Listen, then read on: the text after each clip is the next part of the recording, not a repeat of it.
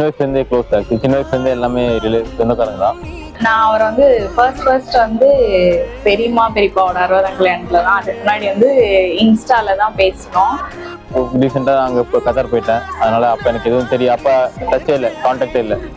அப்புறம் எங்கள் அத்தை பொண்ணு மேரேஜில் தான் இவங்கெல்லாம் ஃபோட்டோ எடுத்து குரூப் ஃபோட்டோ எடுத்து போட்டிருந்தாங்க. அப்போ தான் எனக்கு தெரியும் ஓகே இந்த கேரக்டர் என்ன இருக்குன்ட்டு. அதுக்கப்புறம் எப்படி லவ் ஆச்சுன்னு எங்களுக்கே தெரியாது, அப்படியே போச்சு. பார்த்து பேசினோம். அதுக்கப்புறம் பேச அதுக்கப்புறம் விட்டாச்சு. அதுக்கப்புறம் அவளை இன்ஸ்டாகிராம் மெசேஜ் பண்ணா. அப்பாவோட கேரக்டர் வந்து அவர்கிட்ட நான் பார்த்தேன், அதுதான் ஃபர்ஸ்ட்.